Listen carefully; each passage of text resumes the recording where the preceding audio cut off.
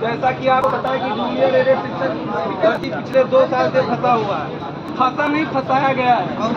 उसका कारण ये है कि हम लोगों की निष्क्रियता, क्योंकि हम लोग निष्क्रिय हैं, बटे हुए हैं और इसका फायदा पूरी तरीके से अधिकारी उठा रहे हैं। ये जो आर्डर आया है, आर्डर दरअसल हम लोगों के पक्ष में आया है। इसको समझने वाली चीजें हैं।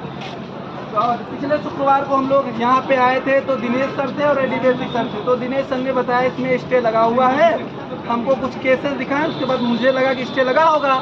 हालांकि हमने इनको बताया कि सर सरकारी अधिवक्ता महोदय ने कहा है कि इसमें स्टे नहीं है, भर्ती में भर्ती प्रक्रिया शुरू किया जा सकता है। लेकिन इन्होंने हमको कुछ केसेस बताए। उसके बाद हम लोग यहाँ चले गए पीएनपी कार्यालय। पीएनपी कार्यालय गए तो वहाँ पे बताया जाता है कि आपके भर्ती में कोई स्टे नहीं है। शिक्षा निदेशालय प्रयागराज और शासन स्तर चाहे तो भर्ती प्रक्रिया आपकी शुरू हो सकती है और बहुत जल्द ही खत्म भी हो सकती है, मतलब पूरी हो सकती है। इन्हीं बात को लेकर हम लोग वहाँ पे बात किए। उन्होंने बताया कि आप लोग डीजी सर से भी बात करिए और शिक्षा निदेशालय प्रयागराज में भी अपनी बात को रखिए और अपनी बात को रखते रहिए, दबाव बनाते रहिए शासन स्तर पे, क्योंकि इस भर्ती में स्टे नहीं है। और गुप्त सूचना ये भी है कि ये भी बताया जा रहा है कि आने वाले 2-2.5 महीने में स्टे भी नहीं लग सकता है। इसका मतलब ये है कहीं न कहीं भर्ती प्रक्रिया शुरू कराई जा सकती है और फाइनल मेरिट लिस्ट भी आ सकता है। तो साथियों, अब आज हम लोग यहाँ पे इसलिए आए और हमारी एक टीम शिक्षा SCRT लखनऊ गई है। वहाँ पे प्रमुख सचिव सर से मिलेगी, डीजी सर से भी मुलाकात हमको लगता है हो गई है और डायरेक्टर बेसिक से भी मुलाकात हो गई है। अभी कुछ साथियों से बात हुई, अभी पूरी बात नहीं हो पाई। जैसे पूरी बात होगा आप लोगों को बताएंगे। लेकिन हम लोग यहाँ पे आए हैं इनको बताने कि सर स्टे नहीं है भर्ती प्रक्रिया में, तो आप हम लोगों को बरगला क्यों रहे हैं कि स्टे है भर्ती प्रक्रिया में। पहली बात तो आप लोग अपना स्टैंड क्लियर करिए। आप अपने सरकारी अधिवक्ता महोदय से बात करिए कि भर्ती में स्टे है कि नहीं।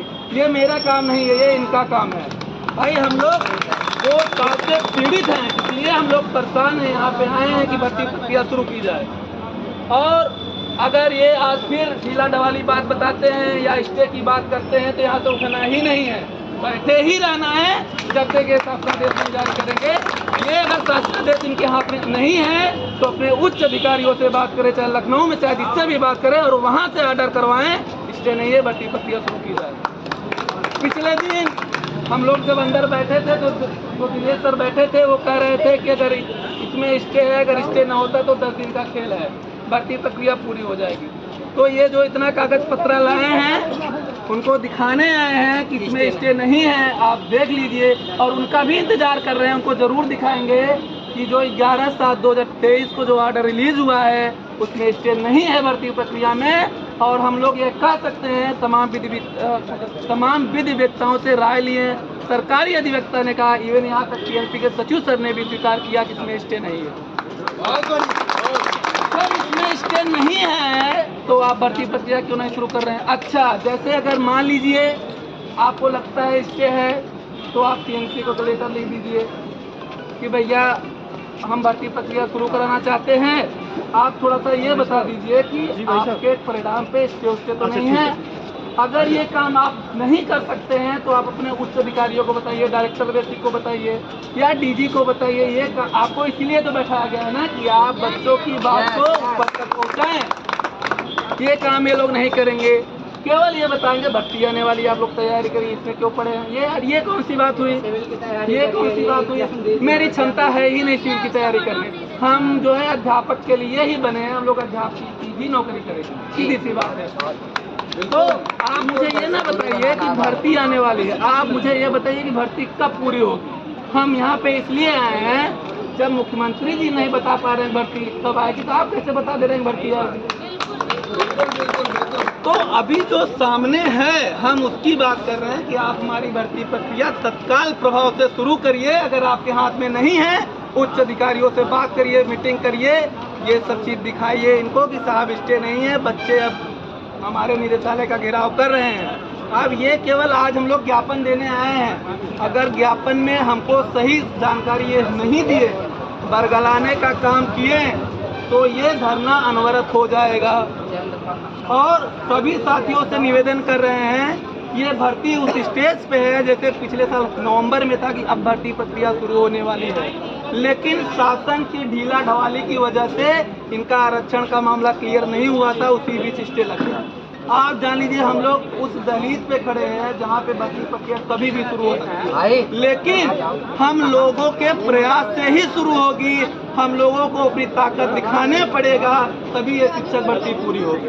नहीं तो आप देख रहे हैं शिक्षा निदेशालय से भरोसा टूट गया है, परीक्षा नियामक से भरोसा टूट गया है, सारे जगह से भरोसा टूट गया है। ये बैनर को लेकर हम लोग बारिश से लेकर गर्मी ठंडी महीने में भड़क इधर उधर घूम रहे हैं, लेकिन कोई अधिकारी सही चीज बताने का पता नहीं रहा है। तो अब सब लोग जागिए, और अगर नौकरी लेना है, कुछ लड़के कहते हैं कि मेरिट बहुत हाई जाएगी, जो ये आप ये समझिए कि वेटिंग लिस्ट आ रही है सब भर्तियों की, वेटिंग लिस्ट में बच्चे ही नहीं मिल रहे हैं। ये वेटिंग लिस्ट नहीं है, ये एक दूसरी भर्ती है, आप इसको मान के चलिए, उसमें बच्चे ही नहीं मिल रहे हैं। तो आप इसमें कैसे कह सकते हैं कि जूनियर में बहुत हाई उड़ान जाएगा?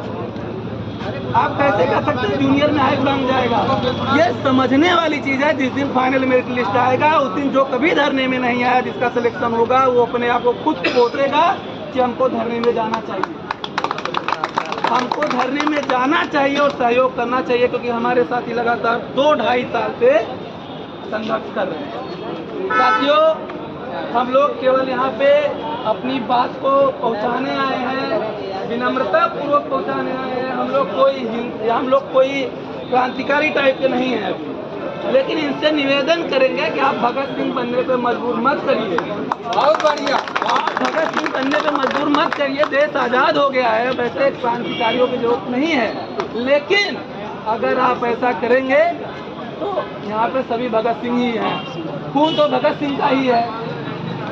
तो आप समझ सकते हैं कि आप भर्ती प्रक्रिया को तत्काल प्रभाव से शुरू कराइए, या अपने उच्च अधिकारियों से बात करिए, पीएनपी संस्था से बात करिए, अपने सरकारी अधिवक्ता महोदय से बात करिए।